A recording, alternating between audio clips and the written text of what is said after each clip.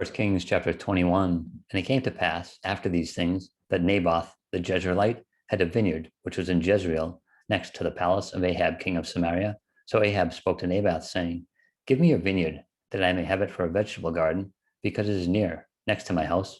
For I will give you a vineyard better than that. Or if it seems good to you, I will give you its worth in money. But Naboth said to Ahab, The Lord forbid that I should give the inheritance of my fathers to you. So Ahab went into his house, sullen and displeased, because of the word which Naboth the Jezreelite had spoken to him, for he had said, I will not give you the inheritance of my fathers. And he lay down on his bed and turned away his face and would eat no food. But Jezebel his wife came to him and said to him, Why is your spirit so sullen that you eat no food? He said to her, Because I spoke to Naboth the Jezreelite and said to him, Give me your vineyard for money, or else, if it pleases you, I will give you another vineyard for it. And he answered, I will not give you my vineyard. Then Jezebel his wife said to him, You now exercise authority over Israel. Arise, eat food, and let your heart be cheerful. I will give you the vineyard of Naboth the Jezreelite.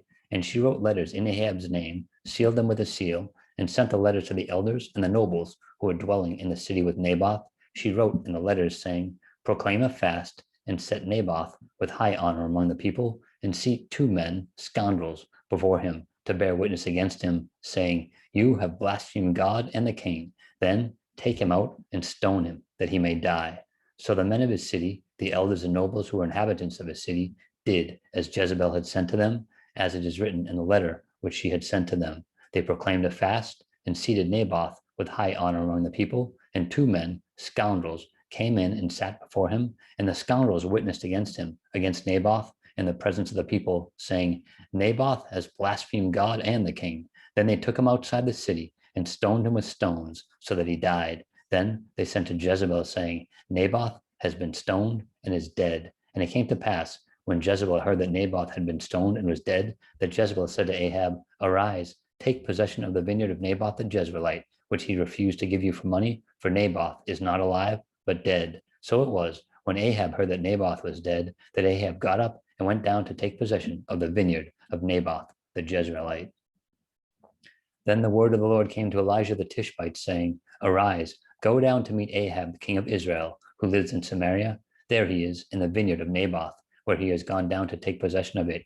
You shall speak to him, saying, Thus says the Lord, have you murdered and also taken possession? And you shall speak to him, saying, Thus says the Lord, in the place where dogs licked the blood of Naboth, dogs shall lick your blood, even yours. So Ahab said to Elijah, Have you found me, O my enemy? And he answered, I have found you, because you have sold yourselves to do evil in the sight of the Lord. Behold, I will bring calamity on you. I will take away your posterity, and will cut off from Ahab every male in Israel, both bond and free. I will make your house like the house of Jeroboam the son of Nebat, and like the house of Baasha the son of Ahijah, because of the provocation with which you have provoked me to anger and made Israel sin. And concerning Jezebel, the Lord also has spoken, saying, The dogs shall eat Jezebel by the wall of Jezreel. The dogs shall eat whoever belongs to Ahab and dies in the city, and the birds of the air shall eat whoever dies in the field. But there was no one like Ahab, who sold himself to do wickedness in the sight of the Lord,